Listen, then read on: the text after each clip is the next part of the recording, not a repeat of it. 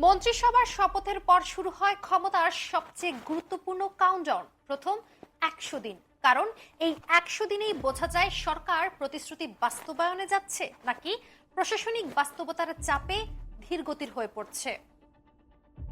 জাতীয় সংসদের নতুন যাত্রা শুরু হয়েছে। শপথ সম্পন্ন সাংবিধানিক প্রক্রিয়া পেরিয়ে এখন ক্ষমতা আনুষ্ঠানিকভাবে নতুন সরকারের হাতে। সংসদ সদস্যদের শপথের মধ্য দিয়ে যে প্রক্রিয়া শুরু হয় তার পরের ধাপগুলোই আসলে রাষ্ট্র পরিচালনার মূল কাঠামো নির্ধারণ করে। সংখ্যাগরিষ্ঠতা অর্জনকারী দল সরকার গঠন করে, সংসদীয় নেতা নির্বাচন করে, রাষ্ট্রপতির সঙ্গে সাক্ষাৎ করে সরকার গঠনের দাবি জানায়। এগুলো শুধু রাজনৈতিক আনুষ্ঠানিকতা নয়, এগুলো সংবিধান নির্ধারিত ক্ষমতা হস্তান্তরের ধাপ। এই প্রক্রিয়ার মধ্য দিয়ে নতুন সরকার আনুষ্ঠানিক দায়িত্ব নেয়। ত্রয়োদশ জাতীয় সংসদ নির্বাচনে সংখ্যাগরিষ্ঠতা অর্জনকারী বাংলাদেশ জাতীয়তাবাদী দল বিএনপি এখন সরকার পরিচালনার দায়িত্বে। সংসদীয় নেতা নির্বাচন, সরকার গঠন এবং প্রশাসনিক কাঠামো সাজানোর মধ্য দিয়ে রাজনৈতিক প্রতিশ্রুতি থেকে বাস্তব রাষ্ট্র পরিচালনায় প্রবেশ করেছে দলটি। নতুন সরকার ক্ষমতায় আসার পর সাধারণ মানুষের প্রত্যাশা থাকে তুঙ্গে। ভোটের আগে দেয়া প্রতিশ্রুতি, পরিবর্তনের কথা, অর্থনৈতিক সংস্কারের কথা, সবকিছুর বাস্তব পরীক্ষা শুরু হয় এই সময় থেকে। এই পর্যায়ে সাধারণত চারটি বিষয়ের সামনে আসে। প্রথমত, জনপ্রিয়তা ধরে রাখা। দ্বিতীয়ত, দ্রুত কিছু দৃশ্যমান সিদ্ধান্ত।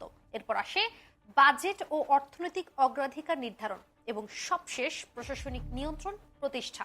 কারণ শপথের আগে যা কিছু ছিল প্রতিশ্রুতি, শপথের পর সেসব কিছু হয়ে যায় দায়িত্ব।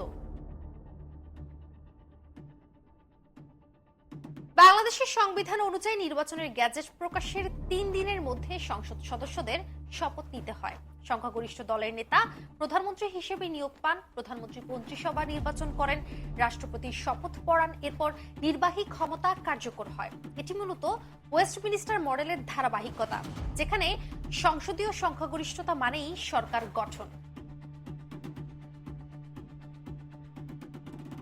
বিশ্ব রাজনীতিতে ফার্স্ট 100 ডেজ ধারণাটি সবচেয়ে বেশি আলোচনায় আসে যুক্তরাষ্ট্রে।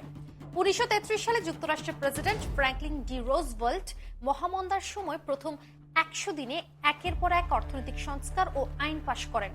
সেখান থেকে ধারণা তৈরি হয় নতুন সরকার প্রথম 100 দিনে কতটা ডিসিসিভ, সেটাই ভবিষ্যতের দিক নির্দেশ করে। এরপর আসে যুক্তরাজ্য, কানাডা, অস্ট্রেলিয়া। সব জায়গায় নতুন সরকার আসার পর প্রথম 100 দিনের কার্যক্রম বিশ্লেষণ রাজনৈতিক সংস্কৃতির একটা অলিখিত অংশ হয়ে যায়। বাংলাদেশের ইতিহাসেও দেখা যায় প্রতিটি নতুন সরকার শপথের পর একই প্রশ্নের মুখে পড়েছে, প্রথম সিদ্ধান্ত কি হবে। যেমন 1972 সালে স্বাধীনতার পর রাষ্ট্র গঠনের সময় প্রথম কাজ ছিল প্রশাসন দাঁড় করানো। এরপর 1991 সালে সংসদীয় গণতন্ত্রে ফেরার পর প্রথম কাজ ছিল প্রতিষ্ঠান পুনর্গঠন। 2009 সালে অগ্রাধিকার ছিল অর্থনীতি ও অবকাঠামো। অর্থাৎ সময় বদলায় কিন্তু প্যাটার্ন বদলায় না। প্রথম 100 দিনেই সরকারের দিক নির্দেশনা অনেকটাই পরিষ্কার হয়। যদিও বাংলাদেশে আনুষ্ঠানিকভাবে ফার্স্ট 100 ডেজ ফ্রেমওয়ার্ক নেই, কিন্তু ইতিহাস বলছে প্রতিটি নতুন সরকারই এই সময়টাকে নিজেদের মতো ব্যবহার করেছে। এই সময় সাধারণত যা দেখা যায়, প্রশাসনে বদলি, আইন শৃঙ্খলা বার্তা, বড় রাজনৈতিক প্রতিশ্রুতির ঘোষণা, আন্তর্জাতিক কূটনৈতিক যোগাযোগ। তবে বর্তমান বাস্তবতায় নতুন সরকারের সামনে আসে বেশ কয়েক স্তরের চাপ। প্রথমত, রাজনৈতিক প্রত্যাশা। কারণ নির্বাচনের পর জনগণ দ্রুত পরিবর্তন দেখতে চায়। এরপর আসে জনপ্রিয়তা ধরে রাখা। কারণ শপথের পর মানুষের আবেগ থাকে, কিন্তু খুব দ্রুতই প্রশ্নও শুরু হয়। যেমন দাম কমলো, চাকরি হলো, নিরাপত্তা বাড়লো। এরপর হলো প্রতিশ্রুতি বাস্তবায়নের রোডম্যাপ। কারণ সব প্রতিশ্রুতি একসাথে সম্ভব নয়, তাই সরকার সাধারণত শর্ট টার্ম ভিজিবল পলিসি এবং লং টার্ম স্ট্রাকচারাল রিফর্ম, এই দুই ভাগে কাজ শুরু করে। তারপর আসে বাজেট অ্যালোকেশন। কারণ অর্থনীতি সবকিছুর কেন্দ্র। প্রথম 100 দিনে কোন খাতে টাকা যাচ্ছে সেটাই সরকারের প্রায়োরিটি বোঝায়। তারপর আসে প্রশাসনিক নিয়ন্ত্রণ। কারণ ক্ষমতায় আসা আর প্রশাসন নিয়ন্ত্রণ দুইটা ভিন্ন বিষয়।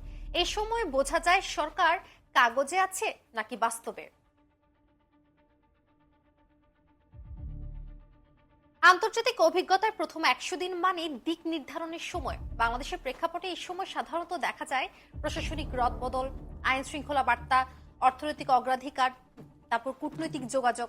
যদি এই সময় সরকার ডিসিসিভ হয় তাহলে রাজনৈতিক মোমেন্টাম তৈরি হয়, না হলে বিরোধী দল ন্যারেটিভ দখল করে।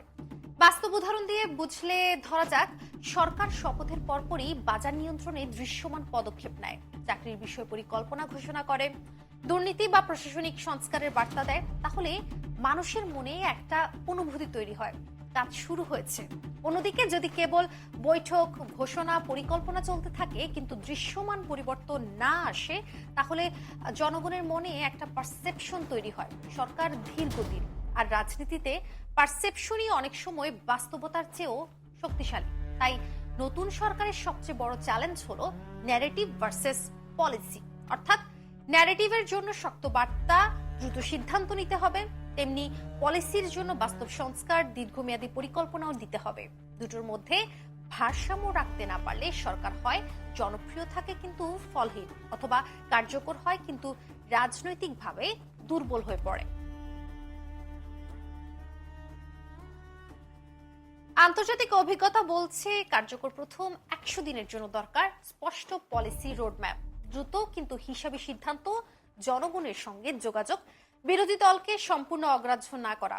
সবচেয়ে গুরুত্বপূর্ণ হলো একটি বড় দিক নির্দেশনা, অর্থাৎ সরকার কোথায় যেতে চায়, অর্থনীতি, গণতন্ত্র, আইন শৃঙ্খলা, নাকি সবকিছু একসাথে।